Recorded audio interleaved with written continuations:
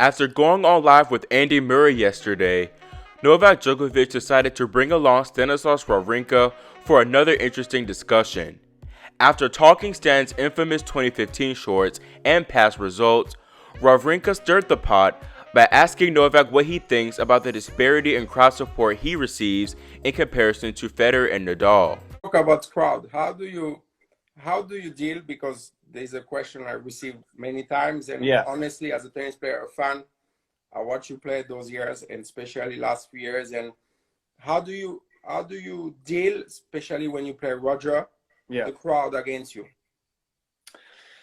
Well, of course, it's not easy, when you have most of the people in the stadium cheering for your opponent. And I personally feel that as long as there is respect, meaning if they cheer for my opponent and they don't disrespect me, I'm okay with that. But if there is a disrespect, then I can react a little bit emotional.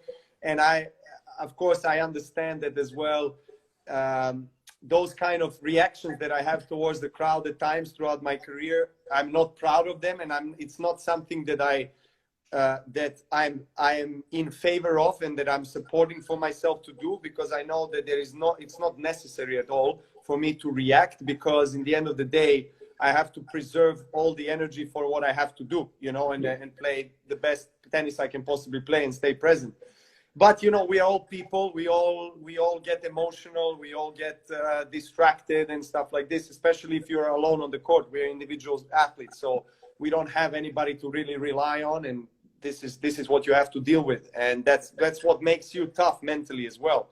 But honestly, earlier in my career, when I was experiencing matches, especially against Roger and Rafa, where most of the crowd was cheering for them, it was tougher for me. I felt like it's not fair that I deserve more support, so forth, and I was spending a lot of energy on that. I was more emotional about that. But then I think throughout my own evolution as an athlete and experiencing these kind of situations more, I accepted it, and by accepting it, I felt like huge relief. And I also felt I managed to conserve more energy that I can use for more constructive things, for myself. And after the finals last year against Roger in Wimbledon, which was, one of the most epic matches that I was part of.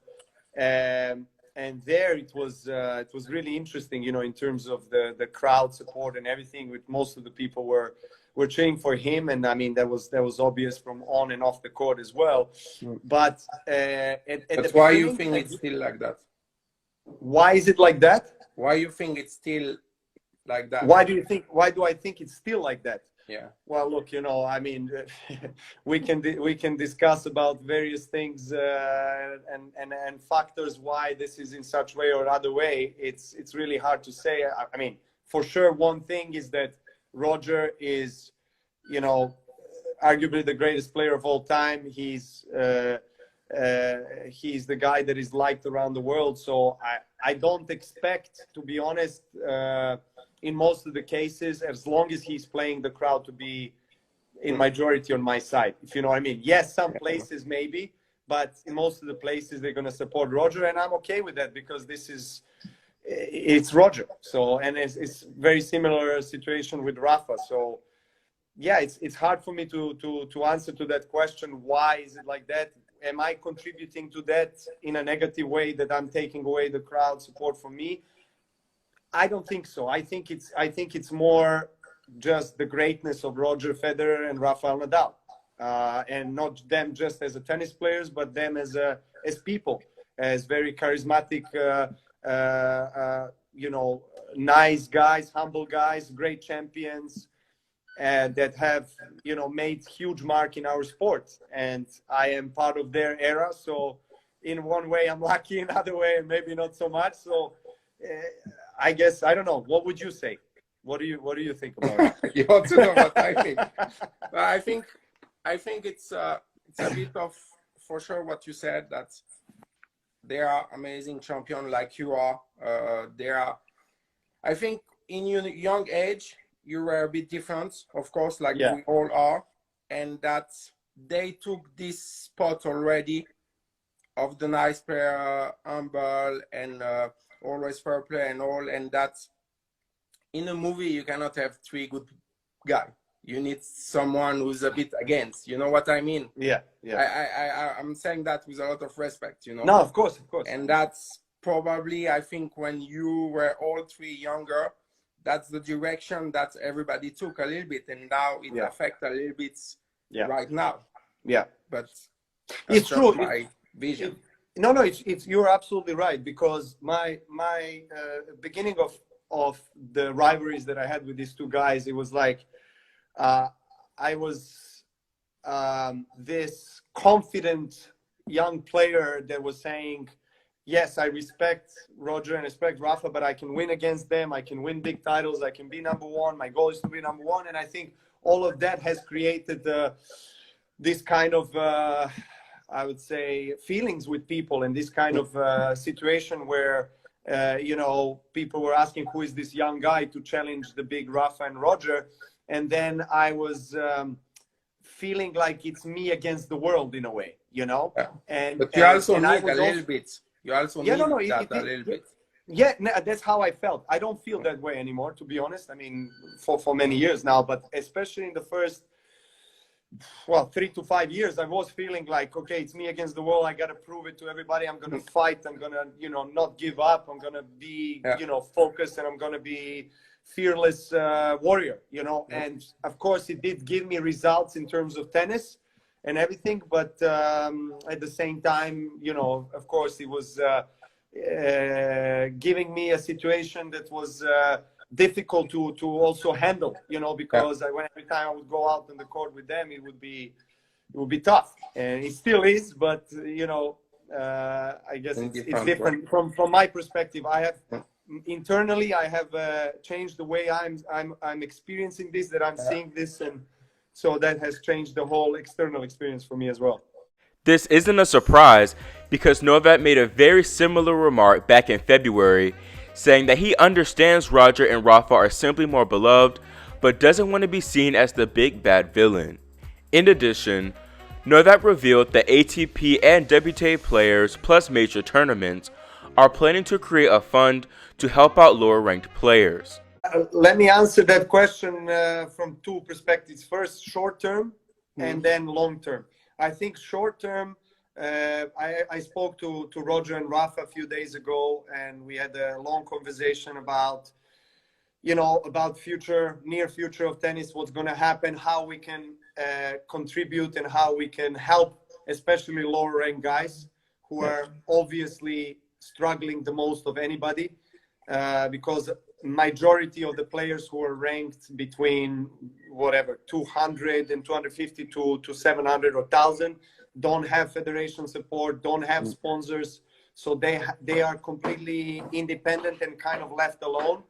And so I'm really glad that ATP, Grand Slams now, most likely, and players, hopefully, if we all get together, will contribute collectively to the player relief fund that ATP will distribute using certain models of and criteria.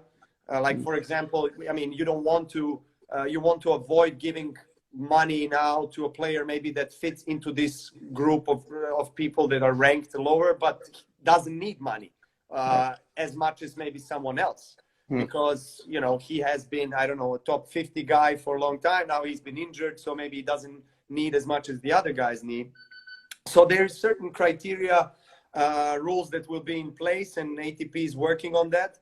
So right now, it looks like there's going to be hopefully somewhere between $3 and $4.5 million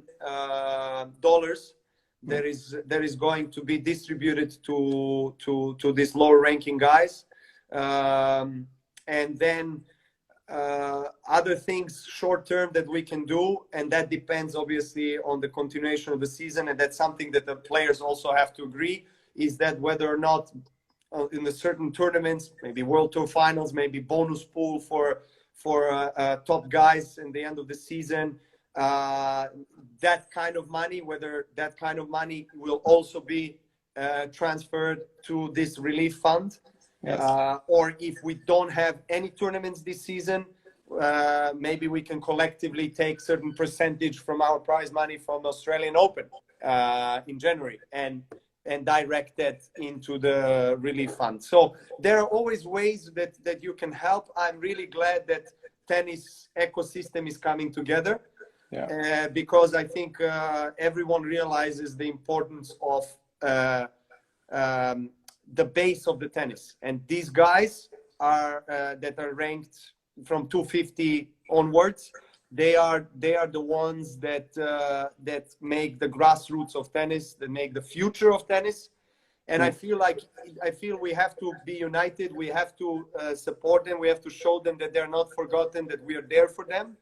But also, I feel we have to send a message to the younger generations that are taking in consideration to be professional players, and to show them that they can live out of tennis, yes, even at the times when there is a pandemic and there is a financial crisis, that they still can rely on the support of the top guys of the ATP as a governing body, of ITF or Grand Slam. So that's short term. Long term, I think that what we did now in a short term, which is coming together for this cause, I think this is necessary to happen in a long term, which is more complicated, because as you know, there is ITF, that is independent entity, International Tennis Federation, and longest standing tennis federation in the history of our sport. Then you have obviously Grand Slams that operate as independent entities, and you have ATP as well. You have WTA.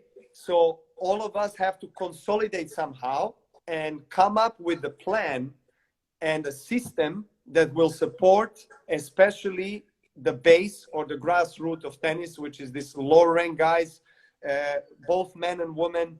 We have to somehow regulate better the initial levels of professional tennis and allow these players that are starting to play professional tennis to have an easier way of transitioning to the higher levels. I'm glad the higher ranked players and even majors are coming together to help out these lower ranked ones, because them and their teams are the ones that are the most impacted in the realm of tennis by this pandemic. Going back to Novak and Andy's live, the two greats built their perfect tennis players, both putting Nick Kyrgios atop the list for serve. So who would you take? Who are you taking for the serve? It would be Isner, okay, or Kyrgios. Yeah.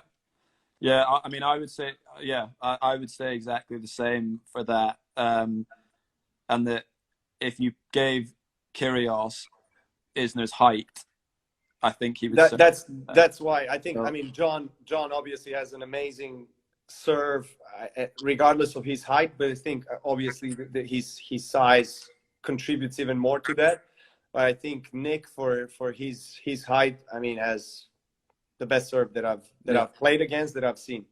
I'd agree with that as well. And I've seen him sometimes, like I practiced with him a couple of times and just warming up, like, you know, he probably hasn't done. He warms up. He hasn't done literally nothing like for his shoulder or anything, and he can serve like unbelievable, like no problem. He's got such easy power. So huge talent. I love that you said that as well, because a lot of the guys that I chat to about tennis are always like, nah, no way, like it's not Nick, like whatever. But I'm in agreement with you there. Nick gave a nice response to Novak's praise on his IG story, possibly signaling a mend in their one-sided feud.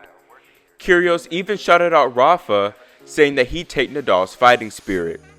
It seems like Nick is finally putting the imaginary beast with Rafa and Novak behind him, and is really starting to become that more mature player we've been asking for. I really enjoyed these two lives Djokovic had with Murray and Wawrinka. It's really good to see them relaxed and just having good conversations about the sport and what they're doing during the quarantine. If you haven't seen the full lives yet, I'll provide a link for them both in the description box. In the meantime, give me your thoughts on Djokovic and Kyrgios' remarks in the comment section below, And make sure you subscribe and click the notification bell so you're notified whenever we post new content.